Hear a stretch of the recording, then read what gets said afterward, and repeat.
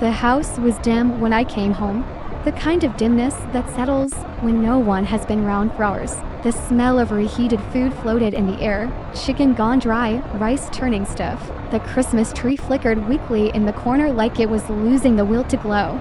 And that's when I saw it. A torn slip of paper lying casually next to a plate of untouched leftovers. Not folded, not hidden, just dropped there like trash. I picked it up expecting a reminder.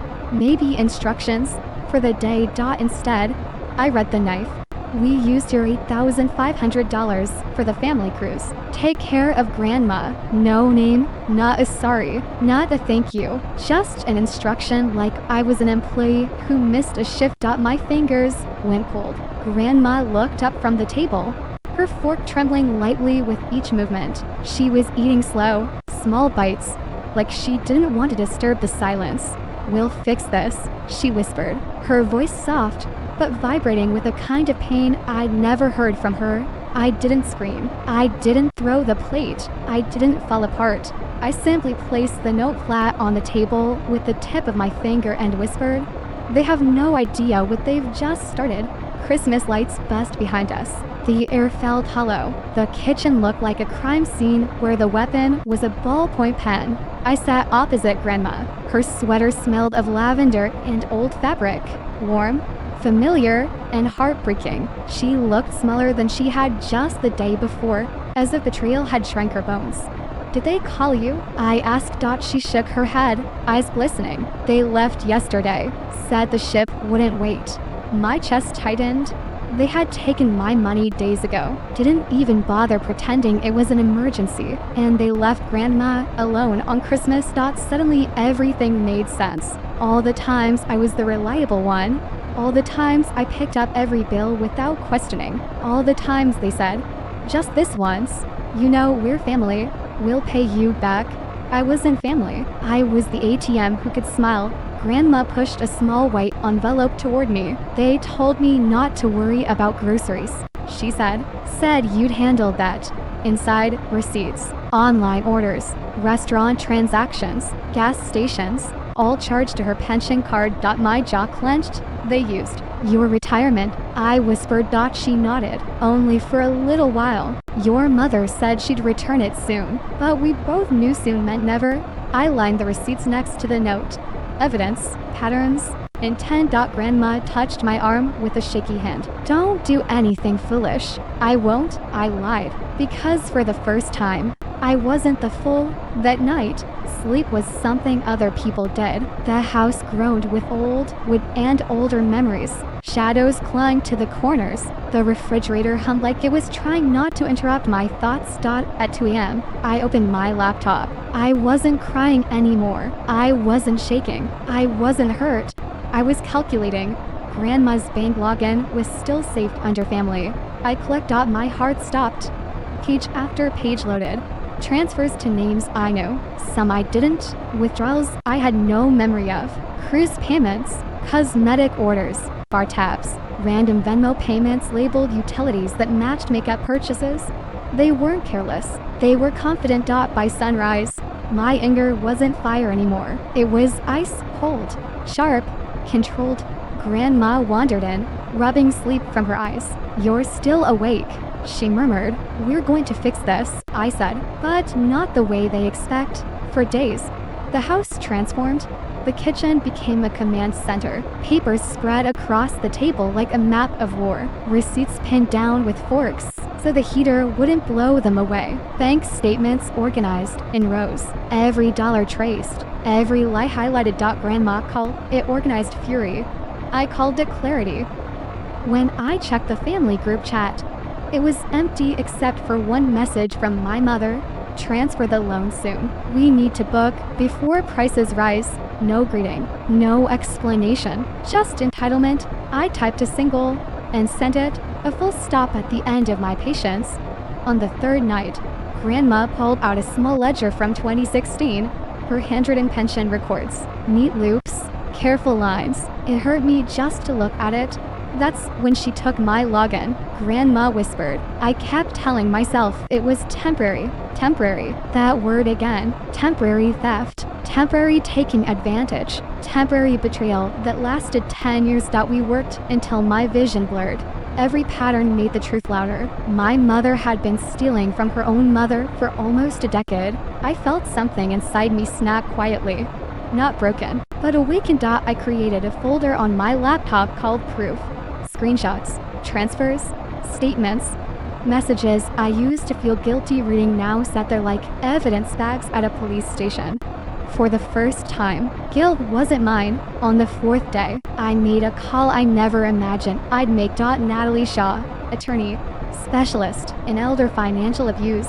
She answered on the second ring. You probably don't remember me. I started. I do. She interrupted. You're the only Uber driver who refused to overcharge me during a delay.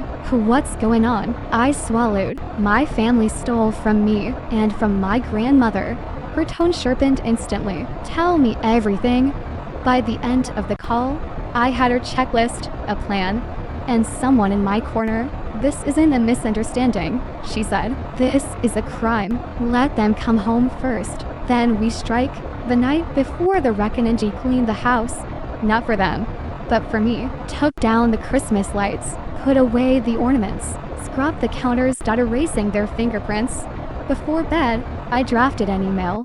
Subject, formal report. Elder financial abuse attachments. All proof. I didn't send it yet, but it was ready. Grandma's voice floated down the hallway. Remember what I said the first night? We'll fix this, I whispered back. Exactly, she said. The day they returned, a cold morning sunlight filled the room. Grandma sat at the table, dignified, quiet. I waited, laptop open. Documents ready. Outside, the sound of tires on ice. Their voices exploded through the yard. Laughter, complaints, entitlement. Couldn't she at least shovel the driveway? Turn the heat up next time. It's freezing. They barged in without so much as a glance at Grandma. I spoke calmly. Welcome home. Mom froze when she saw me. Taken. You're still here? I smiled. You told me to take care of Grandma. They sat at the table out of habit. I pressed play. Bank statements, transfers, pension withdrawals, screenshots, audio recordings, message threads. A decade of theft displayed in HD. Dad squinted. What is all this? Your vacation itinerary? I said. Rachel's voice faltered. Where did you get all this? From the same place you got my money. My tone didn't rise. It didn't need to. Meyer went pale. You hacked us. No, I said. You left everything backed up to the cloud. I just looked at what you already abandoned. Liam's voice rose. You can't do this. We're family. Grandma finally spoke. The quietest person in the room delivered the loudest blow. Family doesn't steal from their own. You stopped being family when you took my pension. The room froze. I slid an envelope across the table. One copy for you, one for my lawyer. Mom tried to stand. You wouldn't dare go public. It'll destroy us. I leaned back. 48 hours. Return every dollar, or the world sees everything. Grandma pointed to the door. Get out. They argued, begged, panicked. But they left, and the silence that followed wasn't empty. It was peaceful. For days. Ladder payments arrived. Full restitution. Penalties. Legal fees. Their social media stories collapsed. Jobs were questioned. Reputations cracked. But I wasn't celebrating. Justice is quiet. I used part of my money for dental surgery. Bought Grandma a lift chair. Hired a part-time nurse. Then we moved into a sunlit apartment. 2 bedrooms. Real peace. No manipulation. No guilt. Just us. One evening, Grandma looked at me and whispered, You did it. We did it. I corrected. And it was true. Weeks later, at a grocery store, a woman recognized me. You're the one who protected your grandmother, she said. My mother went through the same thing. I wish someone had fought for her like you did. Her words stayed with me all day. This story wasn't just ours. It belonged to anyone who had ever been betrayed by their own blood. Back home, Grandma watched the snow drifting past the window. Peace looks good on you, she said. And for once, I believed her. I turned on my camera, steady and calm, and said, if you ever had to protect someone you love from your own family, you're not alone. The snow melted slower that week. as if winter itself didn't want to let go of what happened. For the first time in years, the house, now almost empty, felt light, not cheerful, not joyful, but breathable. Grandma and I packed the last box of her things. The sun streamed through the windows like it was finally allowed inside again. "You ready?" I asked. She nodded, her fingers brushing the doorway she'd stood in for 40 years. "This house stopped feeling like home a long time ago," she whispered. "We left the lights off. There was nothing left worth illuminating. A new beginning." For a moment, the new apartment was small, but it was warm. Warm in a way the old house had forgotten how to be. Grandma's lift chair fit perfectly in the corner near the window. My small desk faced the wall, covered in sticky notes, reminders, and bits of paperwork I still needed to close. For a moment, it felt like the storm was finally behind us. But storms don't just stop, they circle back. The message. Day 8. It was 6:47 p.m. I was chopping onions when my phone buzzed. A number I didn't recognize. "Unknown? You ruined everything. Hope you're proud." I didn't reply. I told myself it didn't matter, that they were just shouting into the void. But then Grandma's phone dinged. Same message. Different number. She stared at it, her lips tightening into a thin line. "Ignore it," I said. But she didn't look convinced. That night, she checked the locks twice. The email. Day 9. The next morning, I found a new email in my inbox. Subject: "You think you're so smart. Watch what happens next." There was no name, no threats spelled out, just enough venom to poison the air. I forwarded it to Natalie, our lawyer. Within minutes she replied, "Do not respond, and don't panic. This is textbook behavior when abusers lose control." I tried to shake it off, but part of me knew people like them don't break quietly. The visit day 1. I came home from grocery shopping to find Grandma standing stiffly in the hallway, clutching her sweater. "What's wrong?" I asked. She swallowed. "They came." My heart slammed against my ribs. "Who?" "Your mother and the others. They were knocking loud, shouting your name." I didn't open the door. My blood turned cold. The grocery bag slipped from my hand and apples rolled across the floor. "Did they say anything?" Grandma's eyes filled with fear I hadn't seen since the night of the note. "Your mother said, tell her we're not done." The apartment suddenly felt smaller, tighter, as if the walls leaned in to listen. The war they wanted didn't run. I didn't hide. I didn't freeze. I documented everything. Messages, voicemails, footage from the apartment hallway camera, my neighbor's recording of them shouting through the door. I sent it all to Natalie. Her response was colder than my anger. "This is harassment and intimidation. We're filing for a restraining order." Grandma sank into her chair, relief fighting fear. "I didn't want this to get uglier," she whispered. "It's not getting uglier," I said softly. "It's getting controlled." But deep down, I knew something. They weren't showing up because they cared. They were showing up because they were cornered. And corner people get desperate. The lies begin. Day 1. For a friend sent me a screenshot. My mother had posted on Facebook. "My ungrateful daughter and unstable mother are spreading lies about us. We're trying to help them, but they're destroying the family. Pray for us." Hundreds of comments. People defending her. People attacking us. People believing the story she crafted. Grandma's voice trembled when I showed her. "She's making me look insane." "No," I said. "She's making herself look predictable." Because this was the next phase. When abuse is exposed, the abuser pretends they're the victim. The unexpected hour later that evening, my phone buzzed again. But this time it wasn't a threat. It was a number from years ago. Liam's ex-wife, Anna. We hadn't spoken in ages. She texted, "I saw the posts. I know the truth. If you need testimony, I have plenty." They did the same thing to me. A chill washed over me. They used me until I had nothing left. She continued, "Your mother told me once, family exists to give. It never stops. If you're fighting back, I'm in." I sat down slowly. This wasn't just our story anymore. She wasn't their first victim, and we weren't their last target. The real reason they came back later that night. Grandma and I reviewed the newest bank statements. the ones my mother thought were hidden. But the cloud didn't lie. Buried among them was a transaction we hadn't seen before. $29,000, transferred out 2 days after they returned from the cruise. And a note in the memo. Due soon. Grandma looked up at me, confused. What does that mean? It means, I whispered, they didn't steal from us because they wanted a vacation. I turned the laptop so she could see the next line. A debt collector's name, a law firm, and a due date only 3 weeks away. Grandma covered her mouth. They're not just selfish, she breathed. They're desperate. I leaned back, the truth settling like a shadow in the room. They didn't take our money because they needed it, I said. They took it because someone else is coming after them, and harder than we ever could. The puzzle clicked together. The harassment, the threats, the sudden anger, the showing up at our door. They weren't here to scare us. They were here to use us again. Because now, they needed a bigger bailout, or someone to blame when the storm hit them.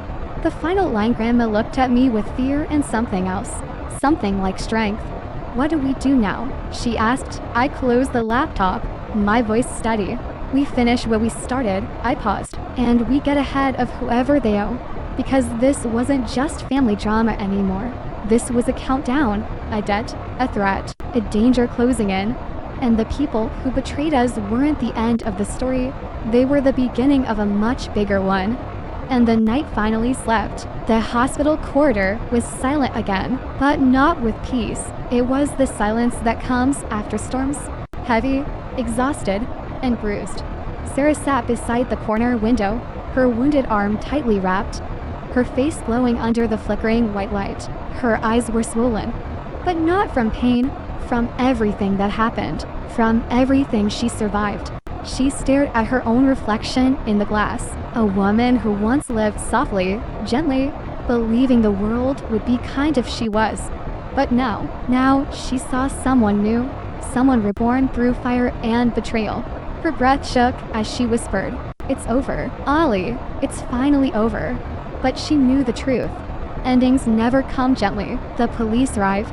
The last revealed footsteps echoed through the corridor. Two police officers approached Malik, who was standing quietly near the nurse's station. "Sir," one of them said, "we've reviewed camera footage and statements, and what you said earlier." Malik nodded slowly, face expressionless. The officer continued, "Jason Barrett, he didn't just break in. He planned this. He had been watching Sarah for months. He followed her car. He knew her routine. He knew her weakness." Sarah froze. It wasn't random. It wasn't chance. It was planned obsession. Her breath trembled. Her voice barely a whisper. "He came for me." The officer nodded. And then, those words hit her like cold steel in the chest. She wasn't attacked because she was unlucky. She was attacked because someone chose her. Sarah closed her eyes, the world spinning, the corners of her mind collapsing. But Malik stepped forward, voice slow, deep, burning. He came for her, but he left with justice. The officers looked at each other. They didn't argue. They didn't question. They already knew everything they needed to know. Jason was gone. His body was already taken to the morgue. His case was closed the moment Malik pulled the trigger. Sarah's breaking point. The last 2 hours passed. Nurses came and went. Doctors checked her wounds. But Sarah sat still, like a ghost stuck between worlds. Finally, Malik walked to her, slow, careful, as if approaching a wounded lion. He knelt in front of her. "Sarah," he said softly, "look at me." She didn't. Her eyes were empty, her mind replaying screams, shadows, footsteps, blood. The sound of that gunshot. Malik gently lifted her chin, his voice trembling for the first time. "He can't hurt you anymore." A tear slipped down her cheek. Then another. Then she collapsed into Malik's arms, sobbing like years of pain finally found a door to escape from. He held her tightly, like she was the last thread keeping his own heart alive. 3 days later, the truth that sets her free. Sarah was discharged. The house was cleaned, the broken glass replaced, the blood scrubbed away, but trauma leaves stains where bleach cannot reach. She walked through her home slowly, touching walls, doors, memories. her heart trembling at every corner. Then she reached the living room, the same spot where she fought for her life. She knelt down, put her hand on the floor, closed her eyes, and whispered, "I survived." For the first time, she believed it. Malik's confession, the real ending that night. They sat quietly on the balcony, wine cold, moon pale, cities glowing like distant dreams. Malik finally spoke. "Sarah, I need to tell you something." Her heart TENSED. He continued. "When I walked into that room and saw him hurting you, something inside me broke." He inhaled deeply, looking straight into her eyes. "I didn't shoot him out of anger. I shot him because if I didn't, you wouldn't be here right now." Sarah closed her eyes, her voice cracking. "Malik, you saved my life." He nodded. "And I'd do it again. No hesitation, no fear. No regret." The final scene, the night ends. Sarah placed her head on his shoulder for the first time in days. Her breathing was calm, her heart beat steady, her soul quiet. The night sky above them was vast and deep, but it didn't feel frightening anymore, because she wasn't alone. She whispered, soft as the night wind, "You'll never face